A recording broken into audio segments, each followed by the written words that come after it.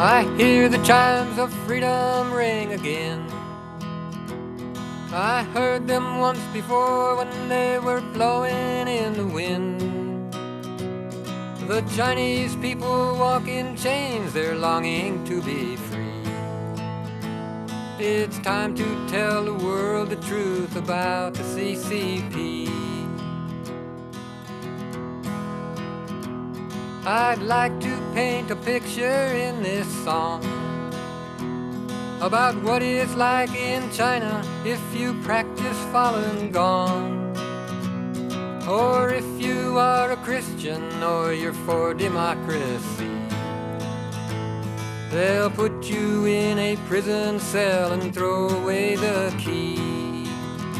Set them free, set them free. Set them free, set them free. Set them free, set them free. Set them free, set them free. The labor camps are like a living hell, where you're beaten, starved and brainwashed, and there's nowhere to appeal. There is no law or justice, there is just the CCP, who hide their evil deeds behind a cloak of secrecy. The free world should stand up for liberty, but now we sell out human rights to buy a cheap TV. We see slavery and torture and we turn our head aside. I'd rather spend a little more than pay for genocide. Set them free, set them free. Set them free, set them free. Set them free, set them free. Set them free, set them free. 36 death camps in China are harvesting organs from Falun Gong practitioners for sale on the black market, many of them while they are still alive. Harvesting organs from prisoners is nothing new in China, but since the persecution of Falun Gong began in 1999, there has been a steady rise in the number of organs available for transplant. That's why Dr. Wenyi Wang challenged Chinese President Hu Jintao on the White House lawn. I had encountered some Chinese patients who had gone to China and came back with kidneys, and when I asked them where they came from, they said, oh, it was my cousin or something like that. But then some of them told me that they had bought the kidneys from executed prisoners. Although the government said that this was something they had gotten consent for, that the prisoners had agreed to beforehand, or the families had consented, the evidence was overwhelming that there wasn't any consent involved. And in fact, it was just the government doing what they wanted. The South China Post reported that 99% of organ transplants in China come from executed prisoners. The Chinese government has been harvesting organs from prisoners since the 80s. The U.S. State Department has known about this, and it has been addressed at several hearings. Since 1999, many of these organs have come from illegally detained Falun Gong practitioners. Right from the beginning, just months after the persecution first started in China, we got reports of tens of thousands, perhaps hundreds of thousands of individuals being detained, put into prison camps, labor camps. This developed and increased over the years, and what we had was, particularly in the period between 2000 and 2003, hundreds and hundreds of thousands, if not millions, of Falun Gong practitioners in labor camps throughout China. Many of those were taken from their homes by police, no paperwork, no judicial process, and thrown into prisons, and many of their family members had no idea where they were. 2 witnesses from mainland China were the first people to go public with information about organs being removed from live Falun Gong practitioners at Sujiatun Medical Facility in Shenyang City. Only Falun Gong practitioners were detained at Sujiatun. There were about 6,000. Since then, a Chinese military doctor has said that there are at least 36 camps like Sujiatun throughout China. Most Falun Gong practitioners are held in the northern regions of Heilongjiang, Jilin, and Liaoning. Subsequent investigations by the World Organization to investigate the persecution of Falun Gong have confirmed these findings.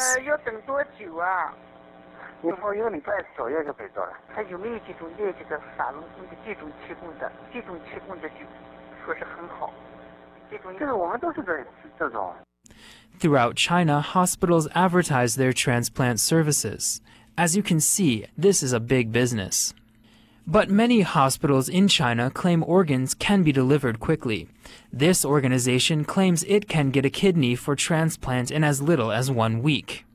肾源你不用担心，肾源指定质量很好。我就担心他这个能等多久啊？他那个那不一定，如果还跟你的血型有关，还跟你的配型结果有关，有可能咱们这第一天住院没等第一回出院，第二天就配上的呢，还有这种情况，也有可能等一段时间才能配上。If you could, know the blood types of everyone you had in prison, and if you could execute people to order, then you could certainly deliver hearts and livers, and anything else you wanted to do on a short time frame. The current wait in New Jersey for kidneys is 4 to 5 years. In New York City, it's 8 to 10 years. And the Communist Party has its own organ bank.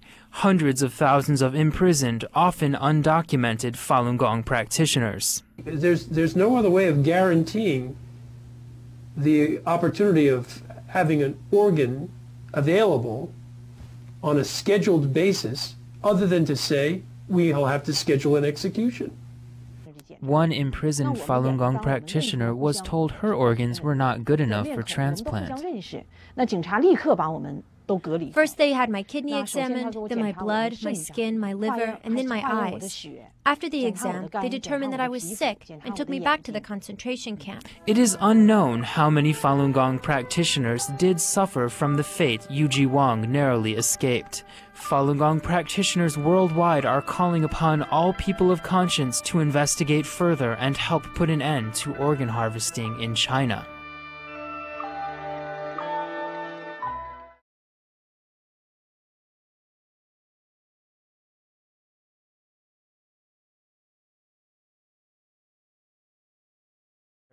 Matus drew the conclusion that China had built up a living organ bank of detained Falun Gong prisoners who are murdered to order whenever a Chinese hospital needs an organ. And what happened to the disappeared? As far as we know, they're still there in these camps. Many of them have been killed through organ harvesting, but the rest are still there, and they're the organ data bank for China. But even with all the 33 kinds of evidence in the Kilgore-Matus report and the testimony of over 100 Chinese refugees, it still seems impossible to believe. But it wasn't too much for many Chinese hospitals to admit over the phone to Falun Gong practitioners posing as the relatives of patients needing transplants. A few years ago, Dr. Wenyi Wang and others from the World Organization to investigate the persecution of Falun Gong had organized practitioners to call Chinese hospitals. They posted transcripts and recordings of their conversations online, but some critics suggested that the transcripts were not credible because of the secrecy surrounding the Chinese transplant industry. But in Phoenix TV's documentary, one doctor admitted that he had been interviewed. 他问我那边是不是用的是法轮功的那些器官，但是我告诉他，我说我并没有参与这方面的手术，不知道他们器官是怎么来的，这方面我没办法回答他。In the documentary, Dr. Liu is given only a transcript of the interview, not the original recording. But NTD obtained the sound of the original telephone conversation, in which Dr. Liu tells a very different story. 那你的这个同学有没有跟你说过，他们做的这些都是这种法轮功的，是不是啊？这有些是法轮，有些是家属捐献的。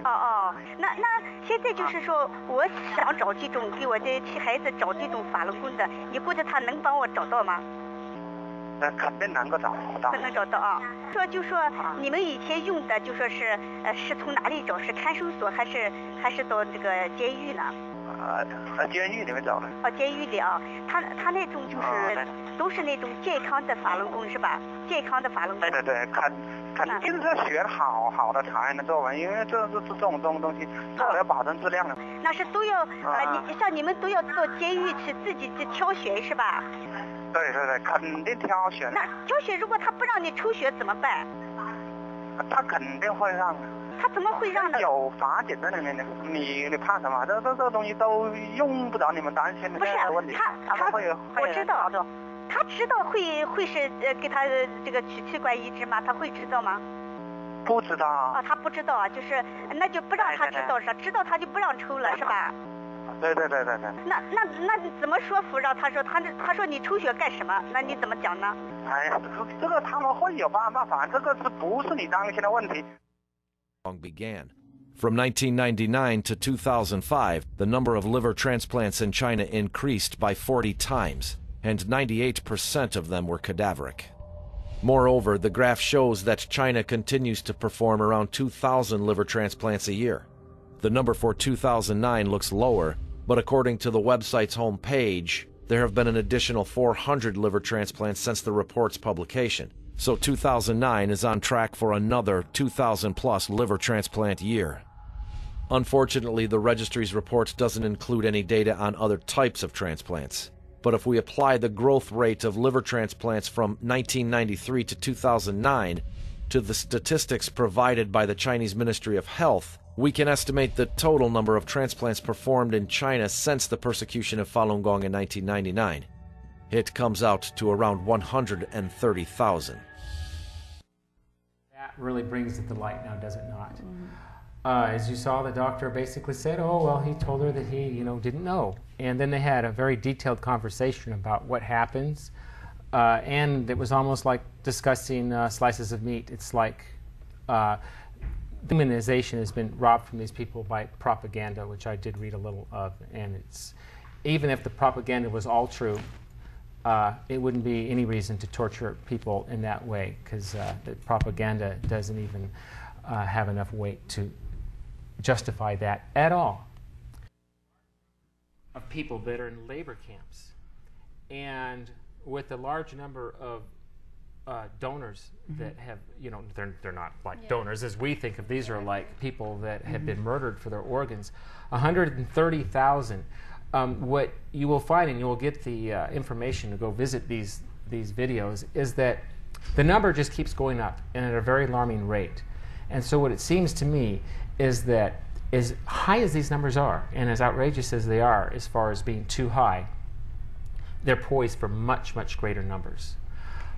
And I think the time now is to do something. So if we want to stop this horrific and keep these numbers from overshadowing these numbers until the numbers we have now seem small, what can we start doing right now?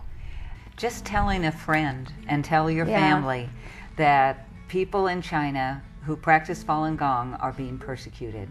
And the more people that know, the faster this will change. So people knowing is one big part. Yes, it's a very important part. People's mentioning it mentioning it to other people is very important. Well, just the whole writing, sending that letter, that one letter with your opinion. I think that's the biggest thing. I really don't think that just knowing is going to be enough.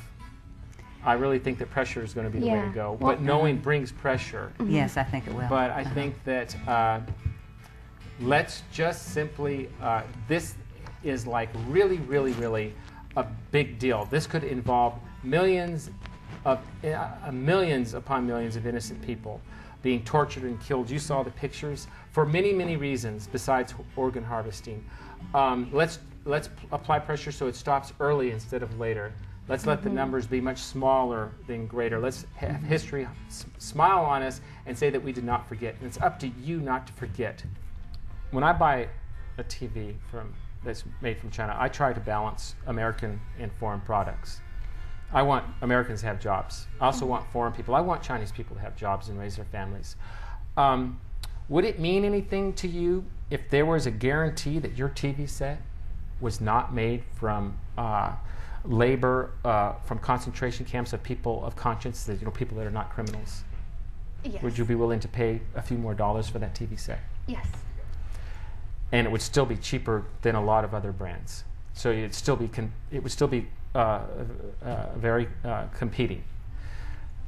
Now, would you be willing to consider sending your elected official and asking them for a guarantee that your TV that you buy from China is not made from slave labor, from people that are of conscience, that might have their organs ripped out? I would love to. I really would. I would do it in a heartbeat. And whatever information she is going to provide us with, I am going to follow up on that. Right. Actually, yeah, we're going to provide, well, I'm going to provide you with the information. It's very basic. It's not hard to contact your local and federal elected official. You simply get on the internet and... Which is something we do every day. Right. Get on the internet and you do a search, email whoever, email your Senate email. You'll get something, because I do. You just use your brain, Look up your local official. Look up your local website for your local government. You will find contacts.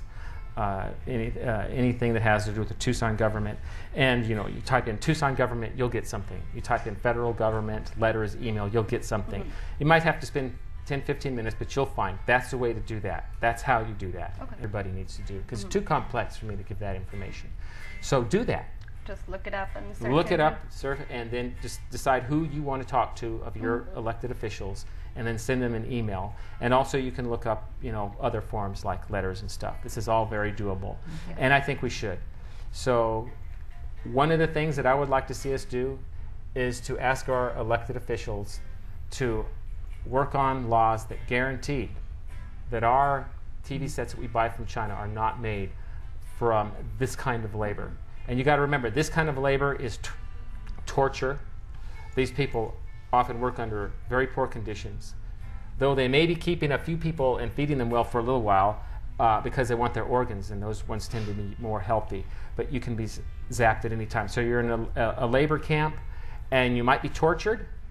You might be treated very poorly and nearly starved. You'll see in the pictures. Or you might have your organs taken on order because somebody needs them. I don't want a TV set bought under these unfair conditions, so I think we should ask for a guarantee. So Danielle says to contact your local official and tell them that you don't want the TV you buy to be made from this kind of activity in these kind of labor camps.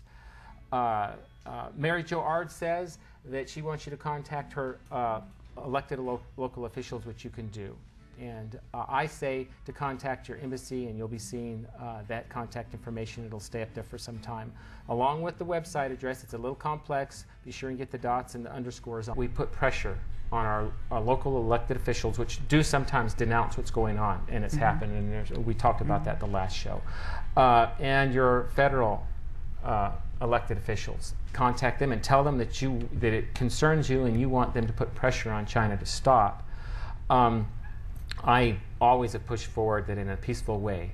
I think that we should show China respect, and we should expect China, because entities and people do what you expect them to do. We should just simply let them know that we want to work with them, we want them to be successful, and we want to work with them even more and more and have them flourish more in the world, but we want them to do it in a way that's acceptable. Just like when you have a neighbor, you don't worry about who does what or plays what role in the household, but if you hear somebody getting smacked or beaten, then you do something. And this is the same situation. So we have to do something about this, but let's do it in a peaceful way and show a whole nation respect, because that's necessary for peace.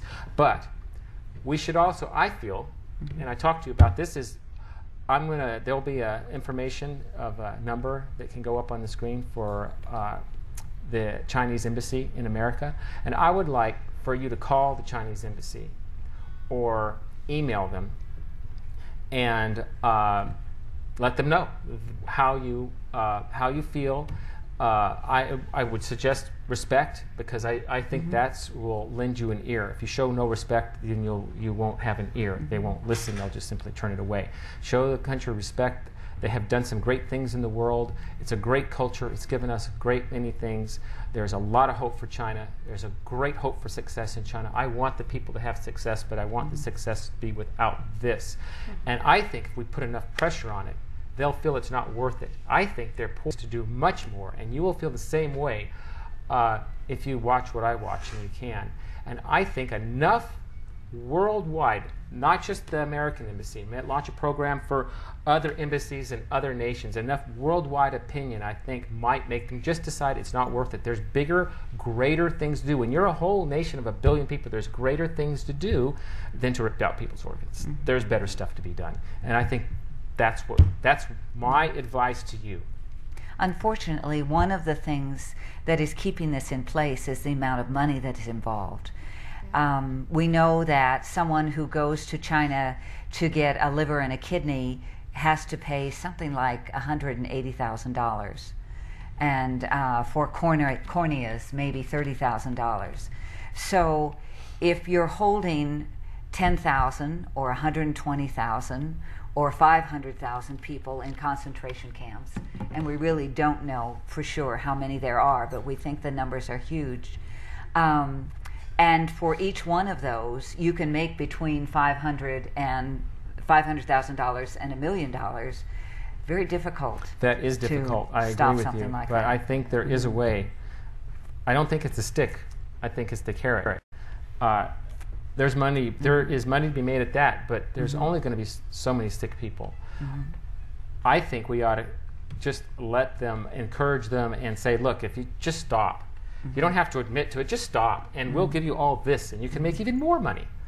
I really think that we need to solve this problem because it could grow into a much larger problem and could lead to who knows what. I think we want to encourage China to be on the right side, and I think that with people putting pressure on, governments putting pressure on, and then incentive. Sometimes you just have to let go of the moral anger stuff, and you just have to say, let's figure out a way to make it stop. And if it takes incentives and to get China on our side, I think that's the route we should go. So that's definitely a truth. Well, we got to go very soon, and we're going to go out with music. So be sure and check that out and write down and do all the stuff we said, because the time is now to stop this. And thank you very much. Thank you very much, Carl. I appreciate it. Thank you, Danielle. Oh, no problem. It was my pleasure.